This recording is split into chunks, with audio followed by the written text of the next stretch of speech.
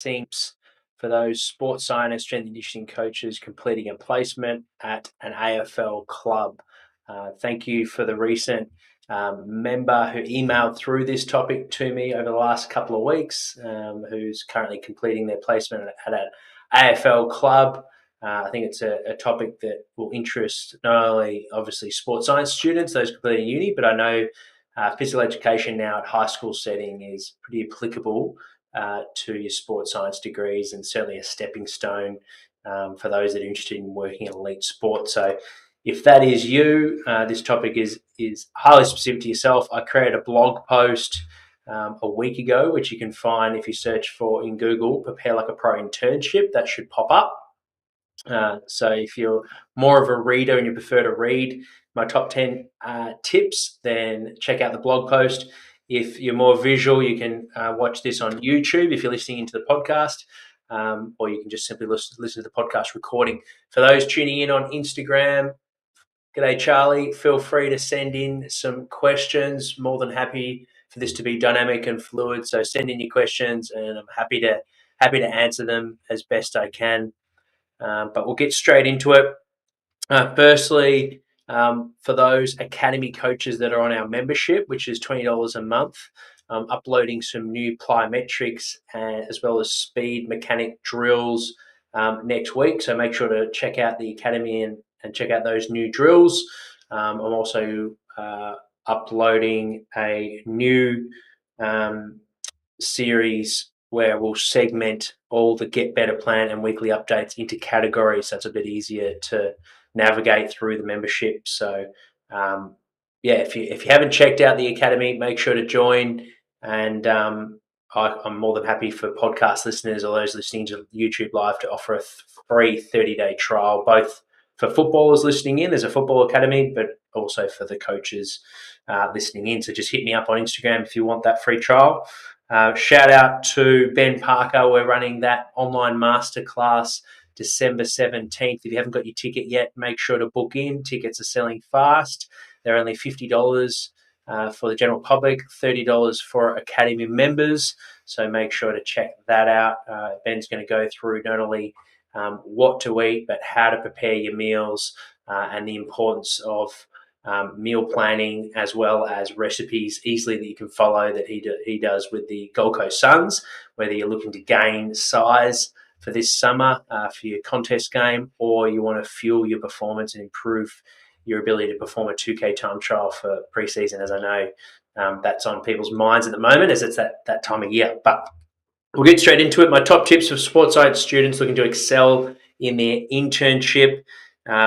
The 10 tips that I've got, and I'll elaborate on all of them. First one is eager to learn. So that curiosity, I think, you've only got one first impression, and if you're looking to put a good impression on the first day, making sure you're really deliberate with the questions that you're asking, and that you're curious into why things are being done the way that they are. So I think that comes across really quite well. Obviously, pick your moments. You don't want to be, if you're working in elite sport or you're doing an internship at an AFL club, you know that things move really quickly. And everyone's relatively busy in their roles, so you don't want to be asking those type of questions when they're working with the athletes. But certainly when there's in-between moments like lunchtime or before the day has started, maybe the coaches are lifting in the gym, or perhaps at the end of the day, can be a good time to ask those questions, or you could easily buy your mentee your mentor, a copy and ask your questions that way. So that's number one, eager to learn. Number two, build relationships. I think there's many different ways you can go about that. Don't go into hot and heavy at the start and try and not necessarily spend too much time around people, but trying to accelerate that process. Everyone's a little bit different, and everyone will grow and navigate towards people in a different way. Some people are really happy to speak and build that relationship really quickly, where other staff members maybe takes a little bit more time. So read the cues, recognise people's responsibilities in the program, and but the earlier that you can be building relationships with people, the better you'll be and the more comfortable you'll be in that setting to be able to not only perform in your role as an intern, but also to actually enjoy the process. So build your relationships. Like I said, don't rush them though. Take your time with it, and you'll be better off for the long term. Number 3, show initiative. I think this is a critical one. Too often I see interns just standing in the outskirts in the corner, not really engaging with the athletes, not engaging with the staff, and not showing initiative and how they can contribute to the program. And early days, that's just going to be simple tasks like packing up the cones after drills, helping the coaches on the field, putting the weight plates away in the gym, asking staff members that are prepping for a gym session or prepping for a field session, what can you bring out to the field? How can you prepare the gym by setting up maybe some mobility hurdles and so forth? And the more that you're driving that and showing initiative, the better you'll be, not only from going to point number 2, building relationships with your those people in key roles at the club, but also you'll no doubt actually build more responsibilities in your internship. So you're suddenly, from being a fly on the wall, you've now actively got some key areas that you can contribute by building trust with those staff members, that you can show initiative and also really own those roles. They'll therefore give you more responsibility and autonomy in future responsibilities. So that's really, really important. Number 4, attention to detail. This is probably one that's mentioned a lot, but I think it's really, really important. If you have any data entering, which is something that I did during my internship at Hawthorn, when the weights programs were finished at the end of the week, I would transfer the lifting numbers. So let's say they're doing box squat, the reps that they did and the weight that they had on the bar for that athlete, and it would go into a spreadsheet. And obviously you want to make sure that you're entering in the right data. So having that, it's a common sense one, but making sure that you're really not just going through the motions, you're really alert with what you're doing, you're concentrating and you're focusing on quality of work. Number 5, time management. Typically interns, obviously you're going to have a day job or an afternoon job. You're going to be completing your degree, so you're going to have a lot of different moving parts. Perhaps you're moving house or moving out of the family home for the first time. So you're going to have some different stresses, some different things that are taking you away from that internship and making the most of it. So it's critical that you've got good time management skills. You've got a schedule laid out, and you know exactly what you're focusing on, where you're going to be on each day, so you can not only maximize the day, but also not burn yourself out by overcommitting to certain things. So that's really, really critical for more from a sustainable point of view. I think too often interns end up being overwhelmed later on in the process and perhaps missing sessions or rocking up late, and that's only going to do you a disservice. You're probably better off not even doing the internship, because the industry is so close in that everyone knows each other. If you actually put on a bad impression, someone at some point in your career is going to call that person, and they're not going to have great things to say about you. So if you're going to take on the internship, it's really important that you put your best foot forward and you give it the respect it deserves. So time management will allow you to do that. Number 6, professionalism. Obviously, rock up with the right attire. If you've been given the kit to wear that represents the club, if you're working for a team sport like an AFL club, make sure that you wear that every time you're at the session. Make sure that you're wearing appropriate attire to help out with things like field sessions. If that means that you're active in the drills, then you want to make sure you got football boots. If you're helping out with the conditioning run groups, make sure you got a stopwatch. If you need a whistle, make sure you got a whistle packed. So making sure that you're prepared for every session and you're showing that you care for the program. Adaptability.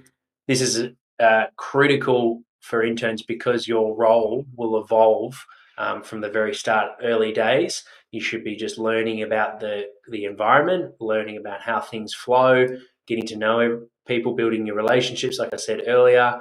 Then once you've got that phase and you've got a good understanding of the environment, then you want to be starting to contribute. And that's where the showing initiative comes into play on how you can add value to that program. And then from there, you're no doubt going to be potentially, if you're doing a good job, hopefully in demand, where you got different stakeholders in the program pulling you in different directions. And that's certainly what I found at Hawks. If you're helping out in the gym, you're suddenly now maybe working with the young boys a little bit more closely, and helping out with their programming. Then suddenly you're helping out with rehab and the field sessions, so you're active in that.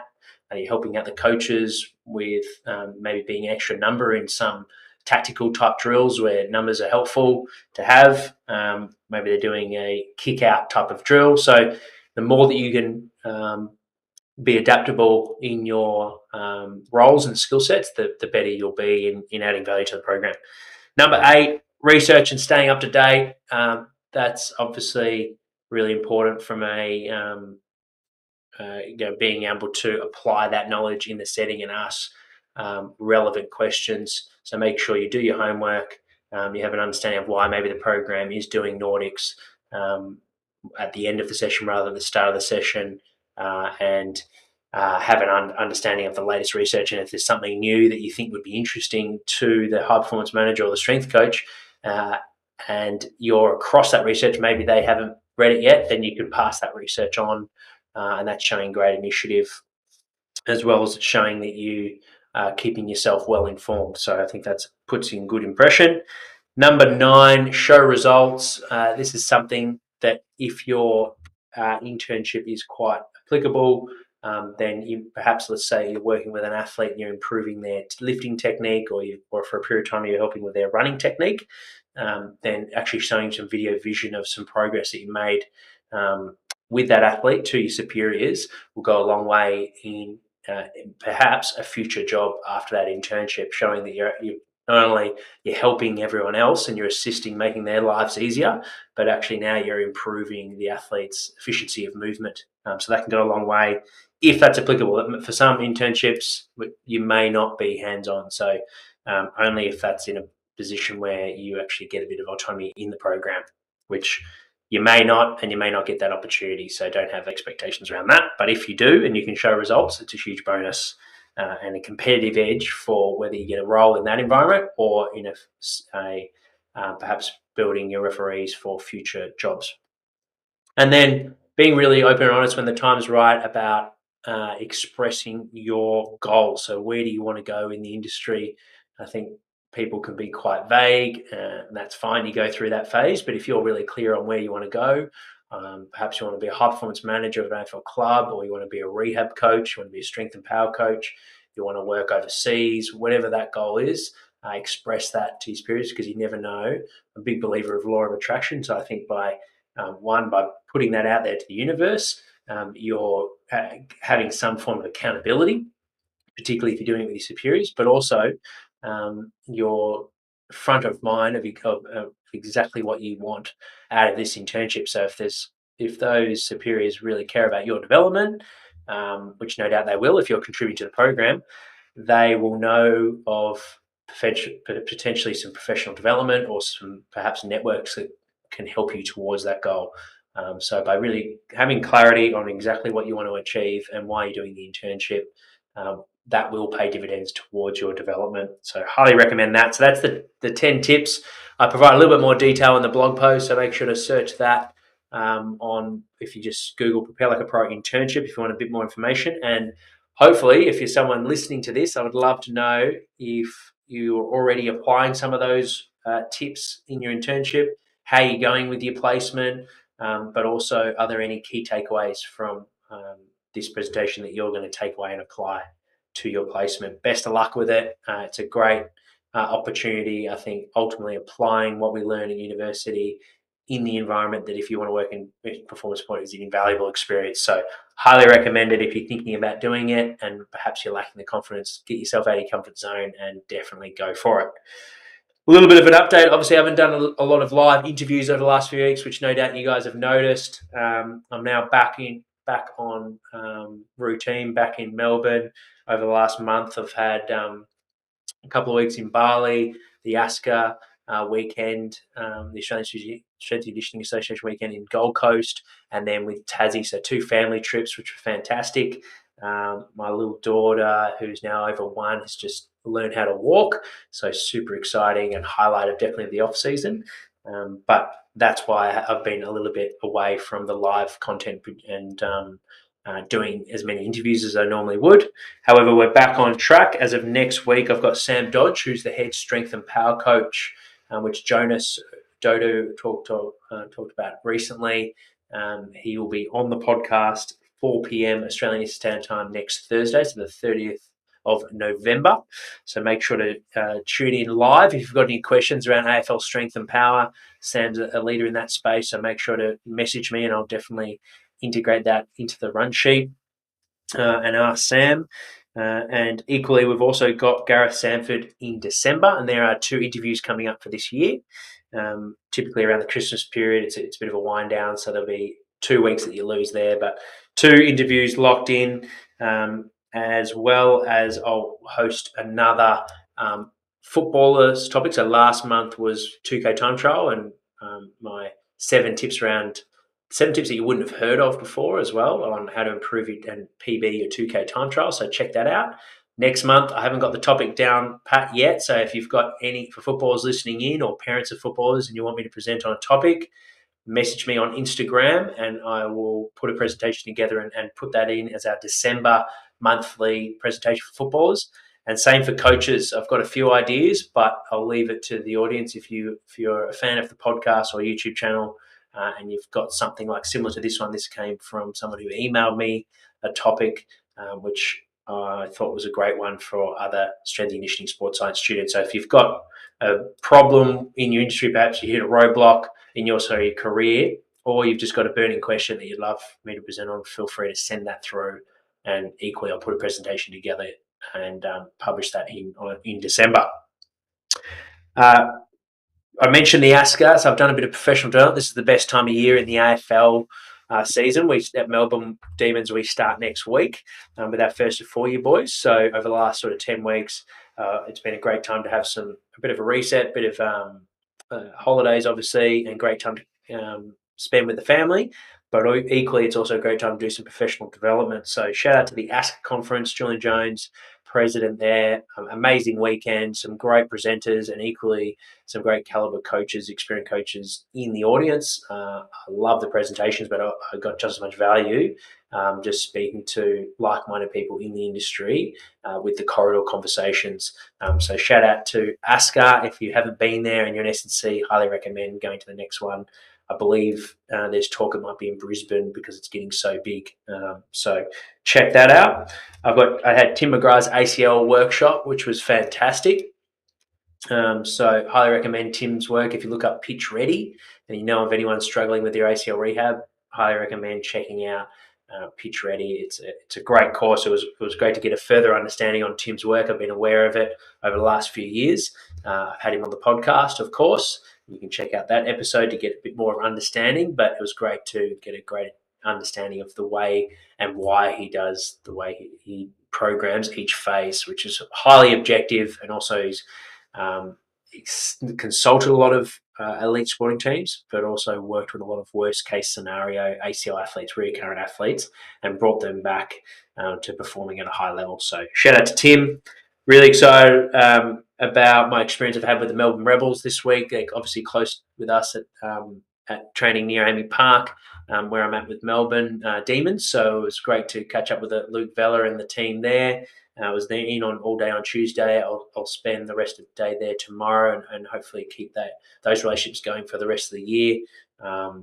It was great to observe their program and learn how they do things. Obviously, rugby union team field-based sport, but clearly different demands than AFL rules football. So it was interesting to see how they prepare the guys and why they do the things that they do. But equally, Luke's got a huge amount of experience in rehabilitation, reconditioning. So it was great to learn from him.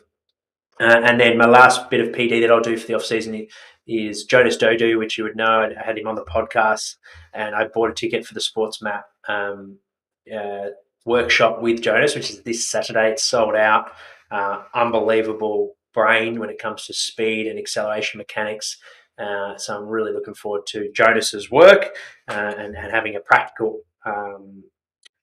application into what he does with both team-based athletes as well as sprinters. So I believe Sam Dodge, who we're having on the podcast next week, is also coming down and explaining how he uses View Motion, the artificial intelligence that Jonas uses to analyze sprinting mechanics. So a couple of people to check out there if you're interested in improving your athlete's sprinting and acceleration technique and performance. And then last couple of highlights, completed my Masters of Applied Sports Science at Deakin University, which you can see I've put up on the wall there. So shout out to Deakin. Great course if you're thinking about doing your Masters. It's super flexible. A lot of it you can do remotely. And then the applied work that you do in a practical setting was great. We use GymAware. There's intensives there, so when you are in the workshops and the applied practical stuff, you can easily block out. For those that are working also full time, you can block out days. It's not drip fed over 2 hours here, 2 hours there. They typically did it in intensives in 1 week or over 1 day block. So I definitely appreciate that. Working full time and having 2 kids. It was great to be able to block out certain moments of the course. You can get it done in a year and a half if you do it full time. I did it partly part time, so I did it over 2 years, and I was able to get my hours ticked off as well with the work that I'm doing at Melbourne Football Club, which was a huge bonus from a placement point of view because the role that I'm doing is applicable to the course. So if you're in that position, you're thinking about doing it, whether you've just finished your bachelor's and you want to keep rolling, or perhaps you've had a few years off and you've been working in the environment and you're looking for something you can do in and around your full-time work, I highly recommend the course. I haven't got a bad thing to say about it. The guys there like Chris Hink got a huge amount of experience in the industry. So it's a great course to fit in. And then I'm looking forward to finally doing now that my Masters is done, my ASCA Level 3 workbook this year, or in 2024. The goal is to get that done well and truly before the next conference. So stay tuned for that one. If you've completed the workbook, I'd love to hear how much time it took you after doing the course. But that's it for this monthly update for our coaches. Like I said, if you're an Academy member listening to this, check out the new drills that I'll be adding in and the plyometrics next week in the exercise library, which you can find when you log into our Coaches Academy. And make sure for those listening in that haven't already, anyone that's a fan of the podcast or YouTube channel will get a free 30-day trial on our academy. So if you're a sports scientist, strength and conditioning coach, and you want to learn how to build your own side hustle or how to have some spreadsheets and some guidance around working in elite sport, the Coaches Academy is for you. So it's only $20 a month, and I'm happy to throw in a free 30-day trial. So if that's something that interests you, direct message me or email me at jack@preparelikeapro.com. Thank you for tuning in, everyone. I will see you next week with our interview with Sam Dodge. Cheers, guys.